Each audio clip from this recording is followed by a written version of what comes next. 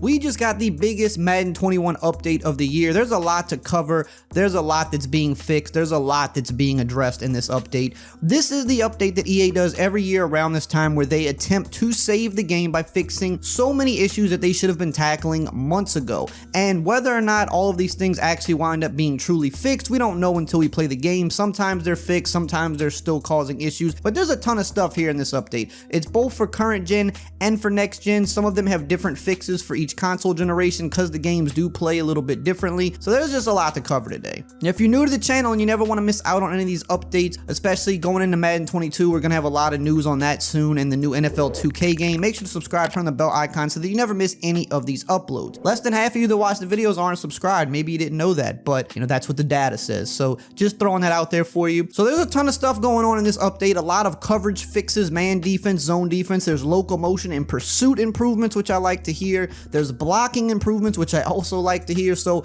let's get into it. First, we're going to cover the next gen version of the game because that's how they have broke it down on their website, and then we'll go to the current gen updates. So pass coverage, they did a lot here. The first thing is they did tuning to outside deep zone defenders in cover 3 to improve the timing of the drop to get to the appropriate coverage depth when aligned over an outside receiver running a short route like a drag or a smoke screen.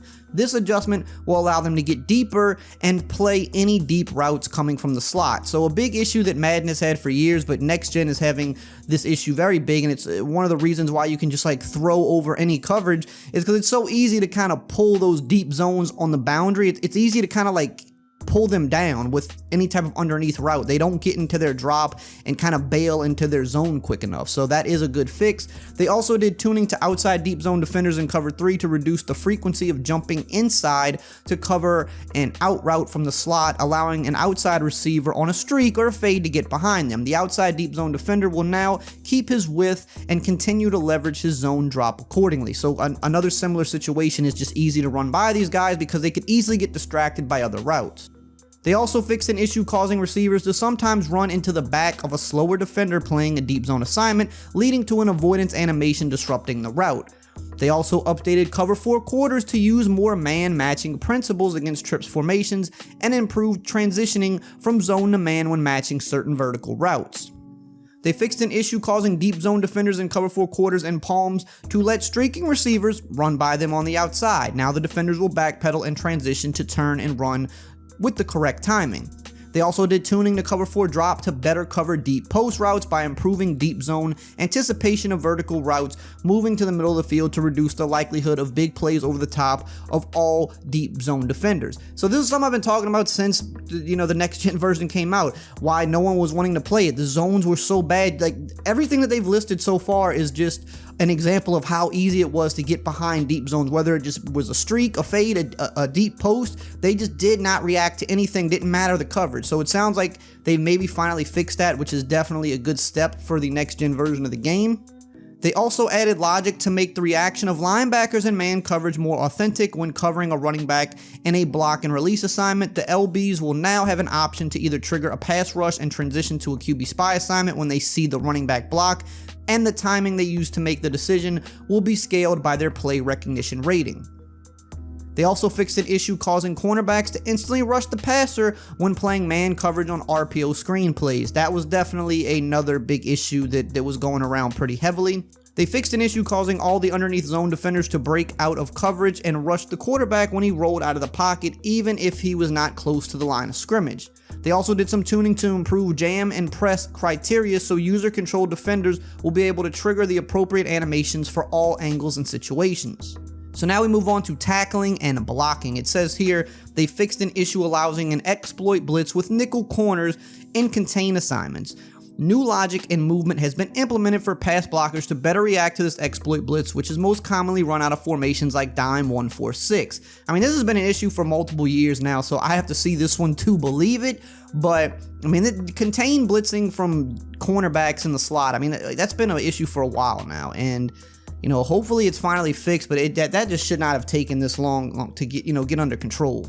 They fixed an issue sometimes causing defenders to get stuck in a breakdown fake out when the ball carrier was being tackled within close proximity. They fixed an issue causing unintended roughing the passer penalties when pass rushers could obviously see the ball had been released. They fixed a rare issue with a reach sack animation that could get misaligned and make it appear like the QB would get tackled by air. So that's just kind of a little glitch. And they also did some tuning to reduce the amount of broken tackles that were triggering from defenders being out of position, with the most significant tuning being done for the competitive game style. This should result in far less broken tackles from over-under pursuit defender alignments.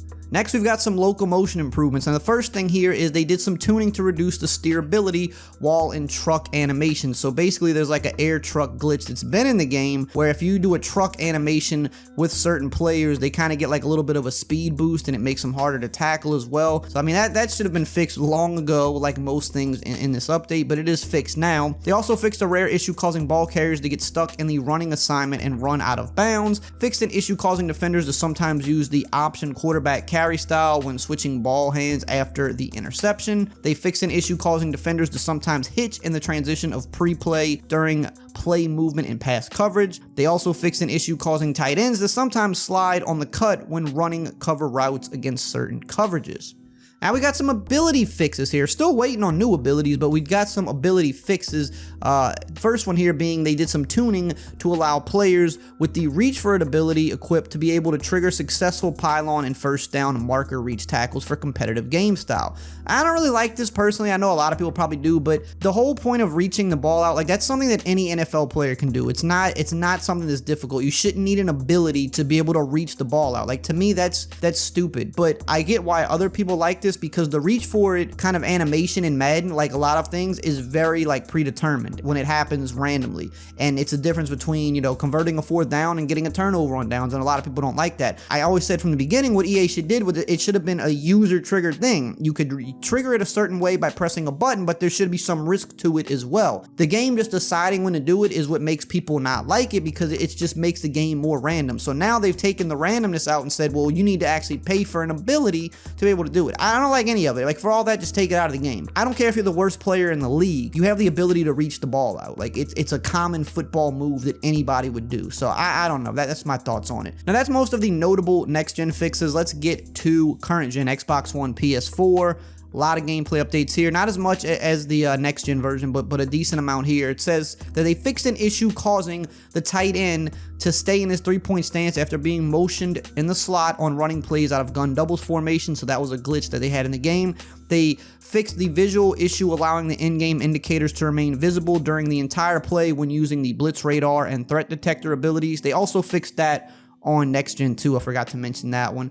They did some tuning to the distance-based receiver abilities to increase the receiver's win chance on the cut versus man coverage defenders without a counter ability, as long as the cut is performed in the designated area of the field. So I'm assuming this means like when you have deep out elite, right? So if you're on a deep out route, or a deep in elite if you're on a deep in route. I think that's what they mean by distance-based receiver abilities. We know man coverage has been kind of an issue. It's been really good all year, the best that it's maybe ever been. Doing some more tuning to make some of these receiver abilities better, I think, is a good thing. But the thing is, most people competitively, at least in like an ultimate team setting, they're using one step ahead on their defensive backs anyway, so I'm not sure how much this is going to help, but I guess we'll see. They fix an issue sometimes causing cornerbacks to instantly rush the passer when playing man coverage on RPO screenplays. That was also addressed on the next gen as well. They did tuning to the outside deep zone defenders in cover 3 to improve the timing of the drop to get the appropriate coverage depth when aligned with an outside receiver running a short route like a drag or a smoke screen. This is something that we covered for the next gen as well, basically saying when you're running cover 3, those outside deep thirds would not get deep enough, and they would always kind of just focus too much on the short route. If there was a smoke screen or a drag on the outside, they would kind of stay in that no man's land and just let things easily get over the top of them. So they did fix that on both